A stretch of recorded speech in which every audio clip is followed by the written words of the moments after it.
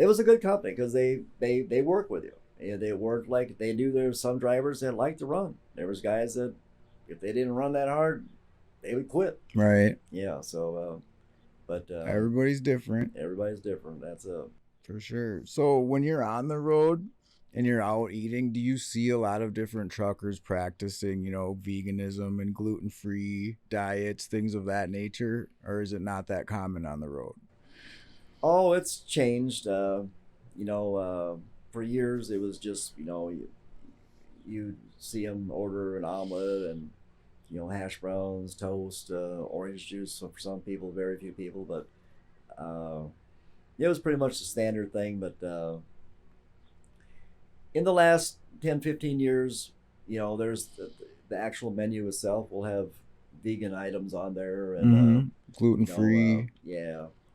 But for the majority of the truckers, it's still just hearty American food. If they can get a steak and a some baked potato, a salad, whatever, they're happy. Right. So if Uh, we say what are the misconceptions about truckers, it would still not change that they are still eating whatever, and there's not a whole lot of healthy diets going on out well, there. I think there's a lot of people that do. I mean, there's people that do pack their own food. I've ran into. But are they Uh, packing healthy food, or is it well, nutty bars and no, Doritos? no, Like, it's well, this is only like in the last 20 years, I've only ran into like let's say 5 people that say I leave the house with a cooler full of food that my wife cooked.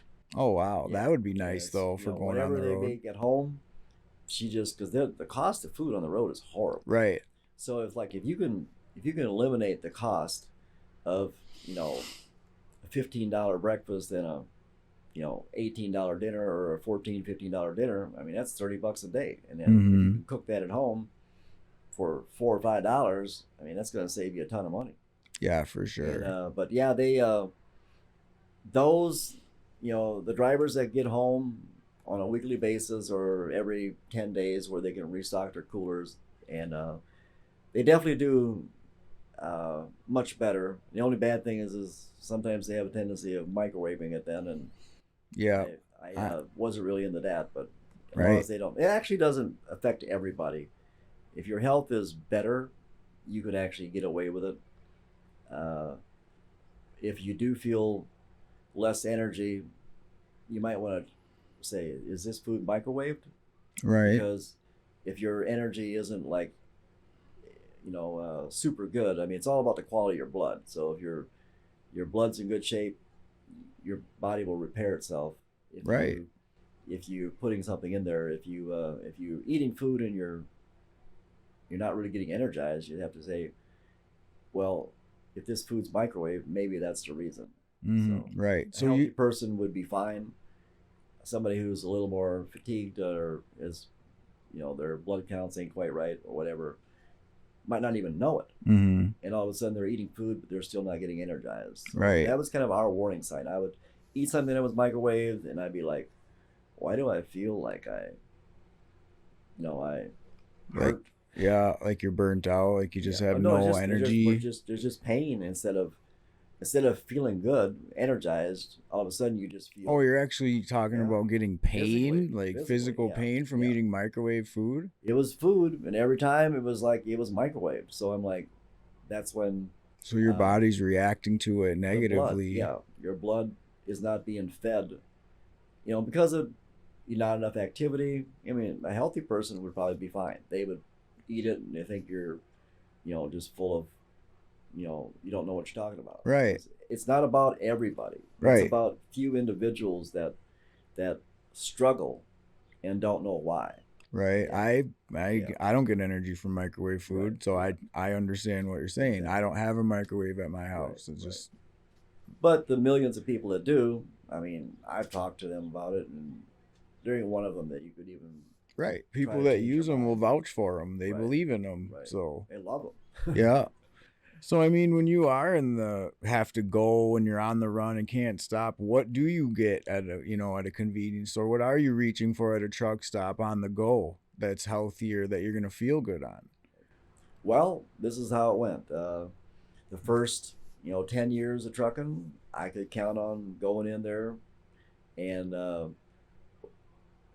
whatever it was, which I don't remember buying a lot of things at a convenience store, but if I did buy it, because I would eat my breakfast, I would eat my dinner and my supper, and I wasn't much into snacks. That was the one thing that, you know, people always said, well, how do you stay skinny? Well, I never liked soda pop or snacks. I was not a snacker. So, um, but after, you know, you know, this is probably 2010, so it's been 20 years on the road. I would walk into a convenience store and try to find something and end up walking out. There's nothing here I can buy. Right. There's absolutely nothing here I can buy. Yep. Because knowing the one thing I did buy for a while was like a Reese's peanut butter cup, and I discovered that I would actually feel pretty good on that. Now that was 7-8 years ago. Today, not so much anymore. So what used to work back then, nowadays, if I eat one of those cups, it would be my limit. Right. So, yeah. Mm. So if I eat, if there's two cups in one thing, if I eat one of them, half the. It was the amazing thing is, like say, if your cells are healthy, there's something that they'll function on. Mm-hmm. And if you eat something because if you don't eat nothing, you definitely are going to get tired. Yeah, for sure. But so no, for ahead. us, it's a good breakfast. I like if I can get a really good omelet that isn't burnt. Anything that's burnt is Your body has a hard time digesting burnt food. I There's can't no do it. why Yeah. eat it if it's burnt.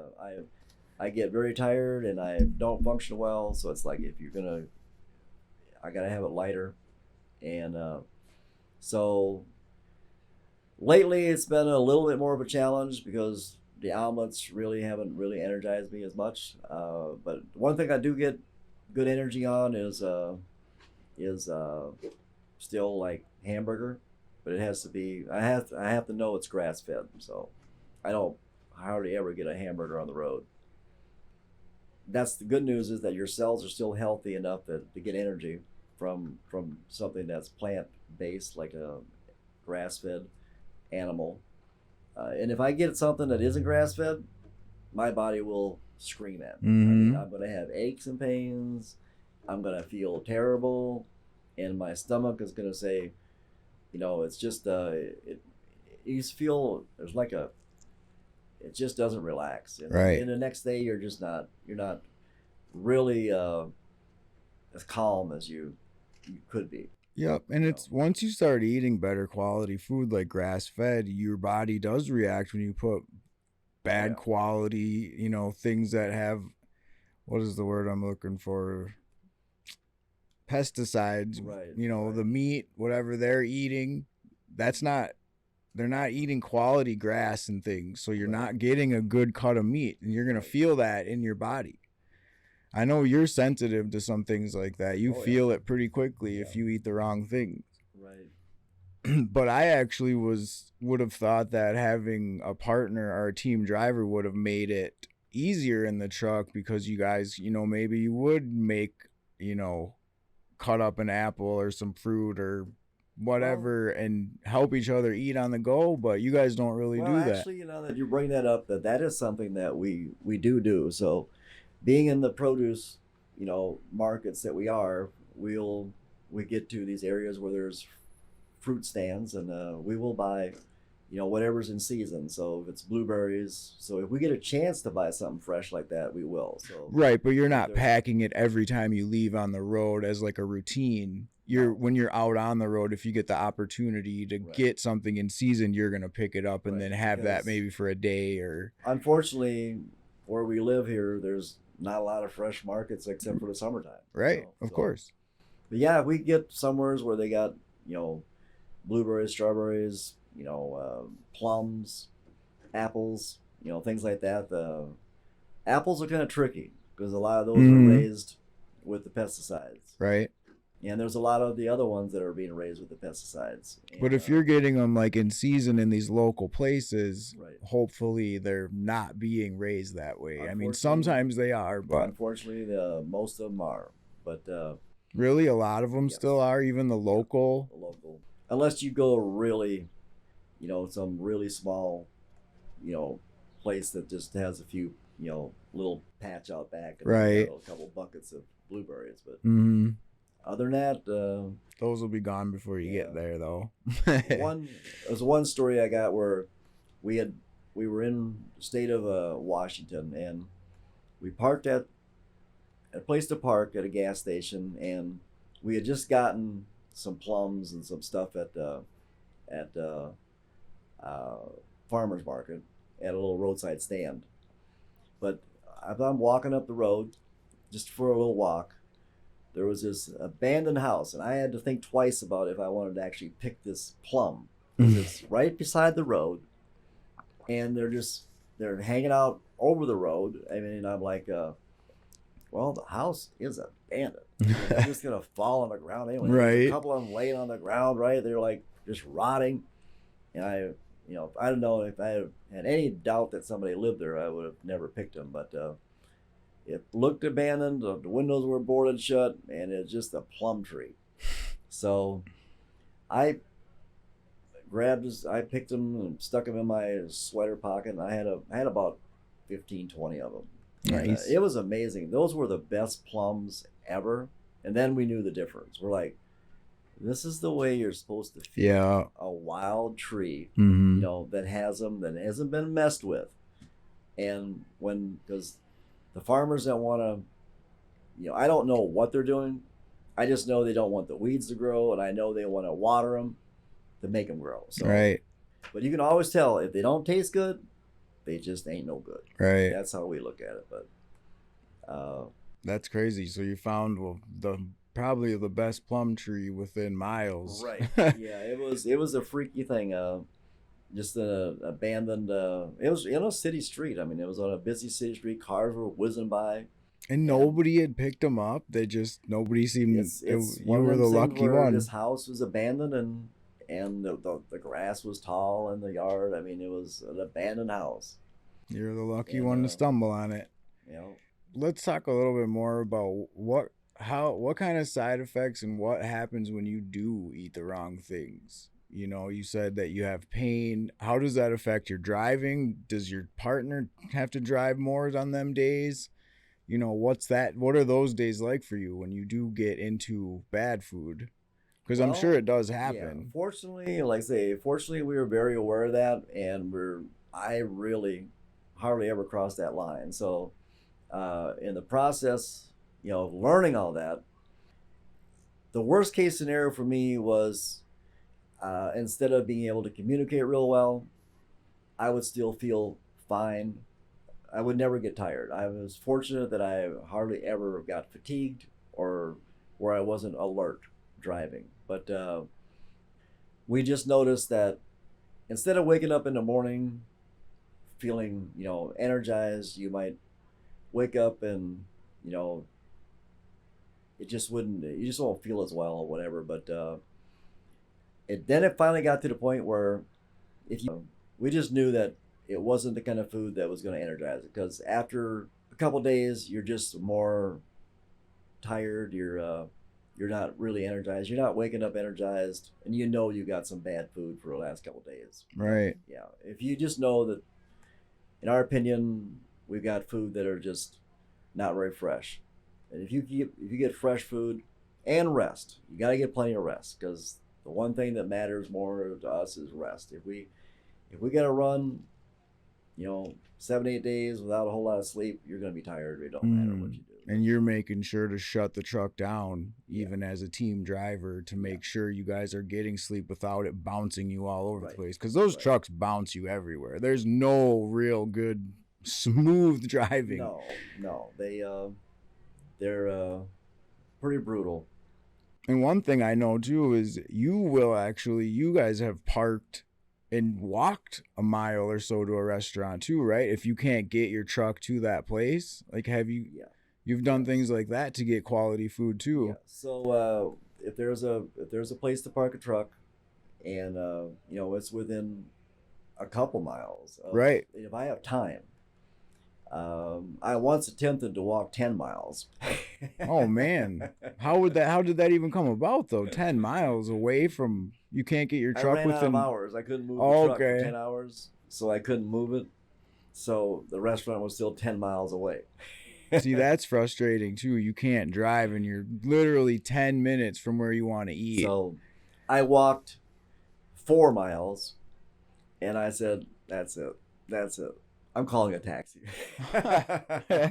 So you made it though. I made it. Yeah, I googled a local taxi, and it was and he comes by, and he says, "I can't pick you up on the road." He says, "You have to go out back to the gas station." So I had to walk a half a mile back to the gas station. So he picks me up, and he says, "Oh, I don't even know where that place is at." It's like, "Oh yeah, it's out on the west side of town." And he's like, Hutchinson, Kansas, of all places. And so he drove me out there. I says, "Well, I'll call you when I'm ready to go back to the truck." So it was like $10 to get out there and $10 to get back up there. I forget what it was, but yeah, I tried it. But on average, if it was a mile and a half, 2 miles. I mean, if I had time, it didn't bother me at all. I would get as close as I could and park for the night, and then walk to the restaurant. So are you typically doing that when you are parking for the night, or even just during the day if you have time? Well, most of the time you can get pretty close. And the problem with the company I was working for at the time, they didn't allow for personal conveyance. But by law, federal law says that when you run out of time, you can use personal conveyance, which is now you're not working for the company, you are going to get something to eat. So you can hit a button and your clock won't engage, and you can drive a few miles to go get something to eat. So that's what we do today. If we happen to run out of time. But you didn't have that option that night with the 10-mile situation? No, you have to wait till the next morning. Oh, okay. So you can't. Okay, that makes sense. Once you're on your break, then you can go get something to eat. You can't continue to drive right where you want to go. So you can't just say, "Now I'm not driving for you," and just keep going. 100 miles later, right. I finally got to where I wanted to go. Yeah, and then go back on. Yeah. No. But no, at least like say in the next morning when you wake up after or let's say you have 7 hours in or a couple hours in, and then you don't have to wait the full 10 hours. You can go down there, because that was what we did years ago. I mean, everybody years ago, and in 1990, you would you'd have your break. I mean, you would scratch your line up off duty, sleeper berth, and then if you wanted to go across town to get something to eat, I mean, the truckers would bobtail over there. They would drive over there. Mm-hmm. I mean, that's why it was so much. I mean, back then it was so relaxing, and people really didn't get tired. I mean, back in 1990, if you want to know drivers that weren't tired, that was an era that they really weren't tired. They really they trucked at their own pace, and they. Well, there wasn't all this technology all up in everybody's business either, though. This was just before all that came. Right. People were still free to be themselves. But unfortunately, at the time, some of these companies would dispatch these drivers, and the drivers would not regulate themselves real well. So they were going many hours, and then that's also the time when the energy drinks really started coming along. Yeah. And people said, "Oh, I can just drink this energy drink and get there." Well, that worked for a year or two, and then they would be burnt out and couldn't function as drivers, and then. Mm-hmm.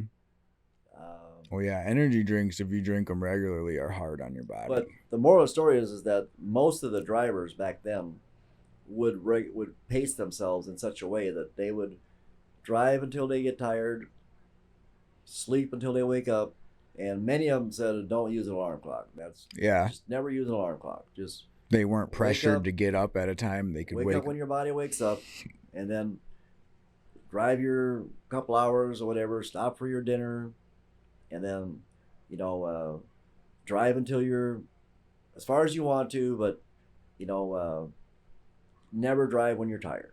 Mm-hmm. And them guys did very well. I mean, them old timers. I mean, I heard stories with, they're like, a dispatcher would call them up and say, well, we just got loaded. You just got loaded. I still need that load there tomorrow morning. And he's like, sounds good. Click. Next morning, they call him up. Where you at? Oh, I'm still in Denver. I'm still here. I didn't go anywhere. Once they know that you're not going to run, Yeah. they won't push it. Mm-hmm. But the drivers that they can push, they say it's got to be there. And you know, I don't know. I don't know the percentages. In fact, at the time, I didn't even really realize that drivers would do that. But there's a lot of guys that enjoyed it, though. They enjoyed running all night long, the challenge of it. I just wasn't that kind of person, so I'll drive until 9, 10, 11 o'clock at the latest usually. And That's good though. There's no reason to burn yourself out. That's probably why you've been able to do it as long as you Right, have, that's because true. you haven't been pushing yourself to the max all the That's- time. And you've that's- probably had your tough runs, but overall, you're taking your time.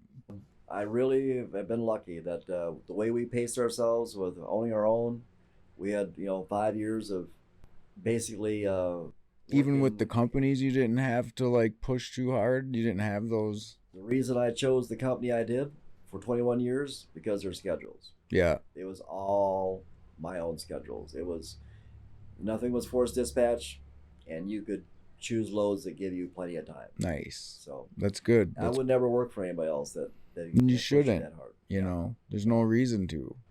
And that's probably the number one thing that the drivers that last out here for many, many years is the company you choose. And if somebody is pushing you too hard, get away from them. Mm. You know, Yeah. find somebody else that's going to give you time and get you home and the things that you want to do. Right. So, I mean, what keeps you motivated to keep doing the things you're doing, like walking a few miles to a restaurant or making sure to drive late to get to a spot? Obviously, it's health and what you go through.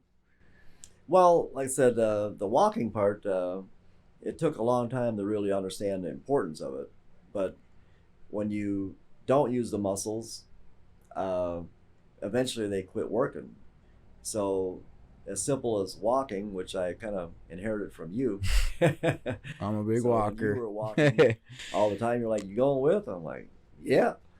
So after, a mile or a mile and a half one way and, 45-minute walks, hour and a half walks, I really felt better. And but I would do that even prior to that. I was back when I was like had a day off or something, and I would walk up. If there was something around to do, I would walk.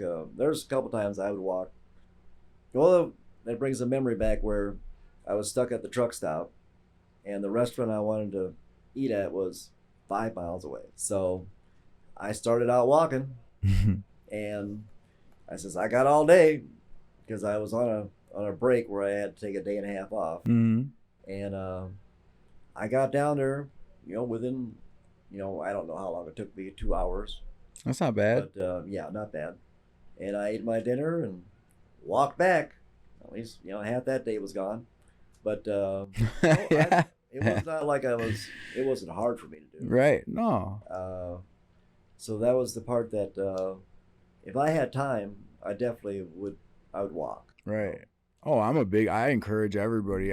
Walking can make people feel better than they can imagine. Just get Right. your blood moving a little bit. Get moving a little. But it isn't something that I always did because a lot of times you find out that your schedule when we were working for a company that we were driving by ourselves. You would start at 7 in the morning, and your schedule would be 650 miles for that day. Mm-hmm. And by the time you get to where you're going at 8, 9 o'clock at night, you just didn't have the energy. It's better off at that point just to Yeah. bunk and go to sleep. Right. But looking back, I said, man, if I'd have just known to never stop moving, it's just whatever you do, You get in the trucking, just make sure you do that activity from the very first day till, the first year. Keep that activity going so your body doesn't quit working.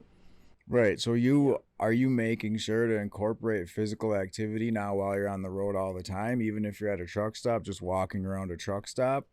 Well, I don't like walking around truck stops because diesel fumes and everything like that are horrible. I mean, when you see it on the news, I forget which one it was, but they're like, don't walk around the truck stops. Even 5 minutes of diesel breathing in diesel fumes can slow your blood down enough that it's going to be, your heart will have a Right. challenge. And I'm like, really? We've been around diesel fumes for 30 I was years. gonna say when I was with you in the truck years ago, we walked around the truck stop a few times. Well, you got to realize that, let's say you're a person that's, trying to get healthy. Mm-hmm. You're walking through a truck stop, or, I Right. mean, it doesn't matter if you went downtown where all the cars are, all the emissions are coming out. Yeah. In fact, I can tell driving down the road, if the wind is blowing at you, these fumes are coming through the cab, there's so much fresh air coming from the outside into the trucks Mm-hmm. that certain days it's just like you can feel these, you can just smell the fumes, right? And Right. it's like I almost want to like park and wait for the wind to go in a different direction, because diesel, and this is fact, they've studied this. Diesel smoke will go in and kind of clog up the lungs. Mm-hmm. Gas fumes, you can check this out because I'm not going to quote it that it's Right, for 100% sure. true, but I've heard that gas fumes are, the particles are so small that they'll actually breathe, when you breathe it in, it'll poke holes through your lungs. That's how small they are. So they'll actually penetrate and poke holes through your body because it's, so much smaller. Right. But so they're all bad. Yeah, for sure.